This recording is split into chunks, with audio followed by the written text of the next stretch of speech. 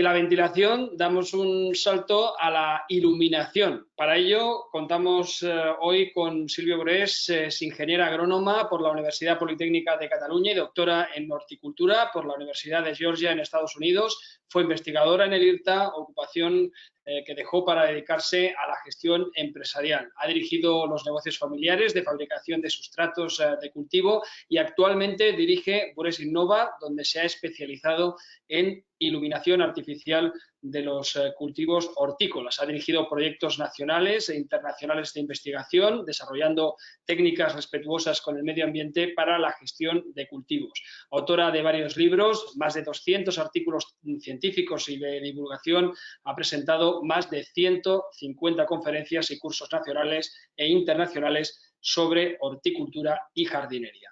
Silvia, veo que tienes ya tu presentación preparada. Cuando quieras, hablamos de iluminación. De acuerdo, veis bien la presentación, me imagino. Gracias por tu presentación. Gracias a todos por atender a esta jornada. Yo antes de empezar os quería comentar que un poco la historia de Borés Innova. Borés Innova es una empresa que ahora tiene 11 años de edad y que empezó como una empresa comercial y a la vez como ingeniería que desarrollaba pues, proyectos de innovación en horticultura y jardinería.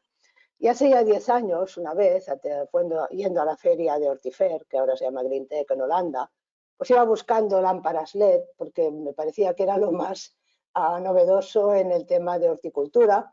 Y allí encontré una empresa, que era finlandesa, la empresa Valoja, que empezaban a desarrollar unos espectros de luz y bueno, todo esto que te vas cogiendo el gusanillo al tema y vas entrando en iluminación. Yo tenía mis conocimientos en horticultura, pero la parte esta de LEDs realmente era novedosa, ¿no? Y bueno, pues gracias también al apoyo de la Universidad de Almería y de los primeros clientes que fueron de Almería y que creyeron en la tecnología, pues hemos llegado hasta aquí y ahora pues quería compartir con vosotros unas pinceladas con este escaso tiempo sobre iluminación artificial en horticultura y en concreto sobre lámparas LED. Estructuro esta ponencia en 3 partes. Una primera introducción, donde conoceréis las bases de la iluminación LED, una segunda parte de aplicaciones y después unas conclusiones que serán muy rápidas, ya lo veréis. La primera introducción a la luz LED. Bueno, ¿cómo controlamos el cultivo? Pues como se ha dicho aquí, ¿no? Con temperatura, humedad, riego, nutrición, sustrato y también con luz, cada vez más con luz, ¿no?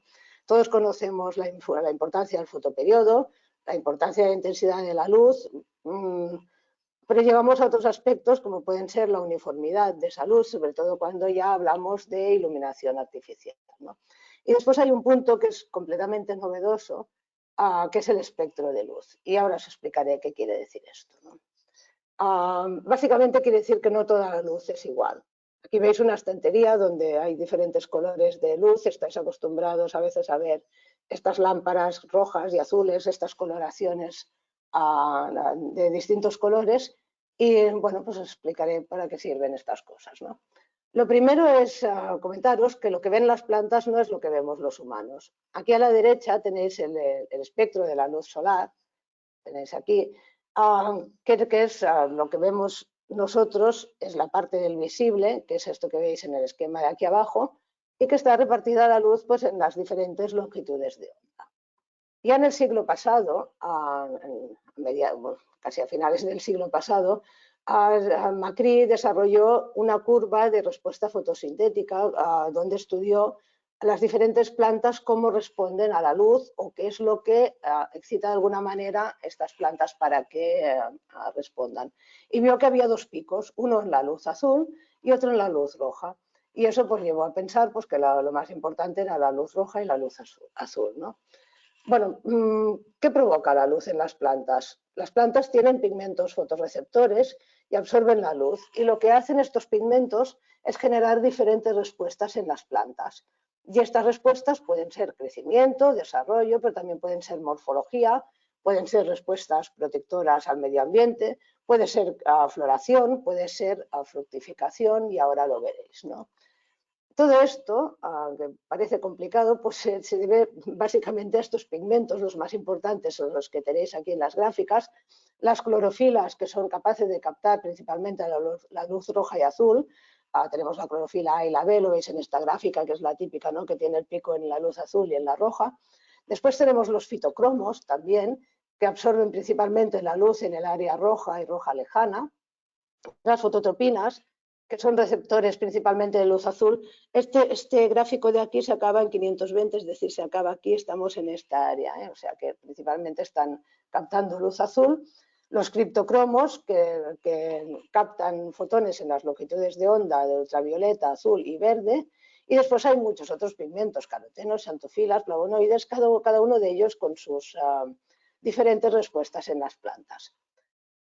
Básicamente, ¿qué es lo que provoca estos diferentes tipos de luz, ¿no? Pues la luz azul es la encargada de la regulación estomática. Cuanta más luz azul, mayor será la acumulación de biomasa en la planta. Es decir, que si queremos generar biomasa, pues tenemos en cuenta la luz azul. La luz roja, en cambio, y el rojo lejano, que el rojo lejano ya está fuera del visible, digamos, de alguna manera, pues la relación entre este tipo de luz nos marca o nos regula la floración de las plantas y también el alargamiento de los tallos, que van relacionados una cosa con la otra. La luz ultravioleta aumenta la tolerancia al estrés de la planta, crea plantas más compactas, es decir, que también tiene un papel importante en el desarrollo de las plantas, y la luz verde, que ayuda a que la luz penetre en el dosel vegetal, acelerando la fotosíntesis. De hecho, se había prestado poca importancia a la influencia de la luz verde, pero también vemos que tiene una cierta importancia en la regulación y en el crecimiento de las plantas. Bueno, cuando se desarrollaron los espectros LED, las primeras lámparas LED no se hicieron para plantas, se hicieron para consumo humano, ¿no? Digamos que todas las lámparas en principio eran pensadas para humanos. Las lámparas de sodio que conocemos, de alta presión de sodio, fueron pensadas para autopistas, grandes superficies, luz urbana, etcétera, ¿no? Y si vemos el espectro, la mayor parte de la luz que emite está en el verde y en el amarillo, que es lo que nosotros vemos principalmente, pero que no es lo que ven las plantas. Los fluorescentes, pues más de lo mismo, y los primeros LEDs que aparecieron en el mercado y los que hay ahora en la mayoría de nuestras casas, pues también emiten en aquellas longitudes de onda que son las que vemos más nosotros. Las primeras lámparas que se hicieron para plantas, que vemos aquí lámparas vegetales, estaban formadas por LEDs rojos y azules, porque se pensaba en el esquema aquel de Macri de que era lo único importante para el crecimiento de las plantas. De hecho, todavía hay lámparas rojas y azules, y de hecho los LEDs rojos y azules son los más económicos, con lo cual también coincide con que son las lámparas más económicas. Pero cuando ya pensamos en un LED para cultivo, vamos a este esquema de aquí abajo, donde tenemos una importante cantidad de luz azul, una parte de luz ultravioleta, una parte de luz verde, una gran parte de luz roja y de rojo lejano. Y ahora veremos por qué. Esto lo podemos hacer gracias a los LEDs. Antes de los LEDs no se podía hacer. Una lámpara de sodio pues emitía pues, lo que emitía. Los LEDs, como son unos pequeños chips que hay de diferentes colores, pues nos permiten combinarlos en una misma lámpara y obtener el espectro de luz que nosotros queremos. Si le ponemos más LEDs rojos, pues será más rojo. Si le ponemos más LEDs verdes, pues será más verde, ¿no? Combinando estos diferentes LEDs, pues vamos a tener espectros diferentes. Entonces, esta empresa finlandesa que os comentaba, Valoya, lo que hizo fue combinar diferentes tipos de LEDs y de modo experimental ver qué pasaba cuando aplicábamos diferentes espectros de luz a las plantas. Aparentemente son muy parecidos todos estos espectros, pero la diferencia en el resultado del cultivo realmente es espectacular. O sea, que no todo lo que parece igual da iguales resultados, un poco lo veréis, ¿no? ¿Qué se puede conseguir con diferentes espectros? Pues, por ejemplo, más biomasa. Aquí tenéis dos espectros pensados para generar biomasa, que tienen picos en el azul y en el rojo, pero también tienen otras partes del espectro de luz. Y vemos la diferencia en estas lechugas y en estos tomates de aplicar las lámparas que están pensadas para cultivar plantas y las lámparas que están pensadas para los humanos. Lo mismo veis aquí en referencia a la floración. Poniendo espectros para floración, que veis que son estos de aquí de aquí en la pantalla, por ejemplo con una planta de que se utiliza en experimentación, que es la Arabidopsis thaliana, vemos que utilizando diferentes espectros, en concreto, el AP67 es el que veis aquí en espectros de floración, y hay espectros de luz que inducen la floración y hay otros espectros de luz que inhiben la floración. Esto es importante porque si lo que nosotros queremos es que la planta florezca, pues nos interesa un espectro de luz que favorezca la floración. Lo mismo incluso en la fase de semillero. Aquí veis unas plántulas de tomate sometidas a diferentes tipos de espectros de luz y veis, bueno, lo que se puede ver, se ha visto experimentalmente, es que el número de botones florales ya inducidos en la fase de semillero es diferente si la lámpara que hemos utilizado era a una lámpara que inducía la floración, lo cual es muy importante para dar calidad, por ejemplo, a los semilleros y al producto que venden. Incluso modificando el espectro, pues también se puede incidir en la calidad de la planta. Esto se puede hacer en muchos tipos de plantas, pero por ejemplo en cannabis, aquí vemos un espectro, vemos una planta cultivada con lámparas de sodio y una lámpara cultivada con el espectro Solrey que está pensada para cannabis.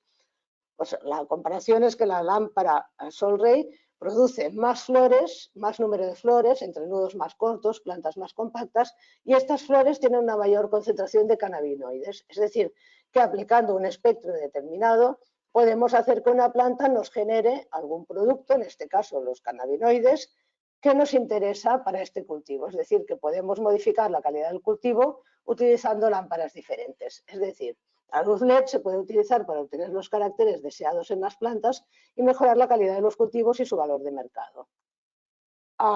Vemos una serie de aplicaciones de iluminación artificial, por ejemplo, lo que os comentaba, producción de insectos en semilleros, pues aplicando diferentes tipos de luz, se puede ser, o un espectro concreto de luz, pues se puede conseguir que haya un mayor rendimiento y acortar el periodo de prendimiento del injerto.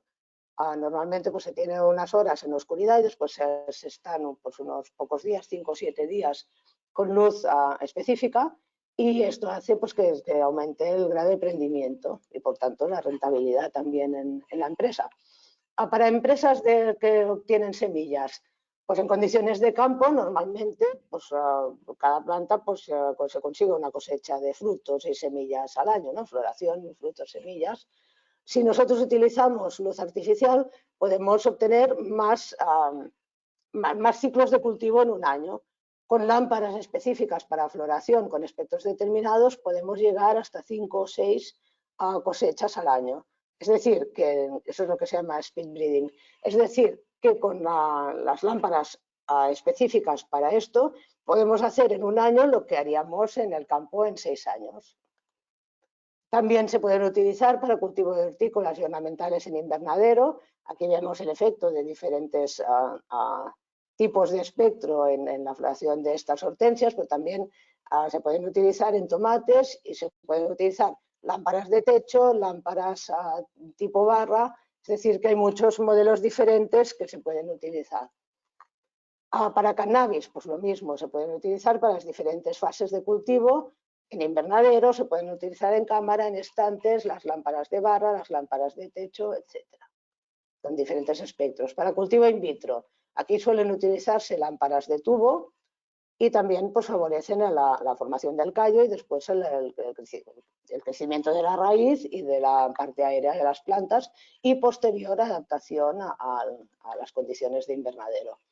Para vertical farming y microgreens normalmente se utilizan lámparas de tubo y aquí se puede incidir mucho en la calidad del producto si utilizamos lámparas de LED específicas. Es decir, que los microgreens, que son estas pequeñas verduritas que tienen 10, 12 días de cultivo, pueden tener características organolépticas diferentes según el tipo de luz que utilicemos. En investigación se utilizan todos los tipos de lámparas para hacer cualquier cosa, desde estudios genéticos a estudios de obtención de proteínas vegetales, etcétera, etcétera. Incluso para cultivo de algas y microalgas se pueden utilizar lámparas específicas para lámparas de barra, lámparas de tubo, lámparas diseñadas específicamente para crecimiento de biomasa o incluso para el desarrollo de microalgas de diferentes productos como el desarrollo de astaxantinas, por ejemplo. Bueno, ya solo para acabar, os quería también enseñar otros productos que tenemos en Burés Innova, todos relacionados con la luz y las ondas de alguna manera. Tenemos espectrómetros para medición de luz, tenemos lámparas de luz ultravioleta para desinfección de cultivos y también tenemos aparatos de ultrasonidos para eliminación de biofilm en tuberías. Esto solo para mencionarlo. Es en el catálogo que tenéis colgado. Y ya para concluir, solo deciros que la luz LED permite actuar sobre las plantas y obtener productos diferentes y que quizá es la revolución más importante de los últimos años en la horticultura. Y con eso termino mi ponencia, agradeciendo que me hayáis dado esta oportunidad y nos vemos después en el coloquio. Perfecto, muchísimas gracias, Silvia. Efectivamente, para todos aquellos que quieran profundizar en los productos de Burés Innova, también de Cielave, que están disponibles en la documentación de la jornada, en el apartado documentos se puede descargar pues ese catálogo. Gracias, Silvia, y nos vemos ahora en el coloquio.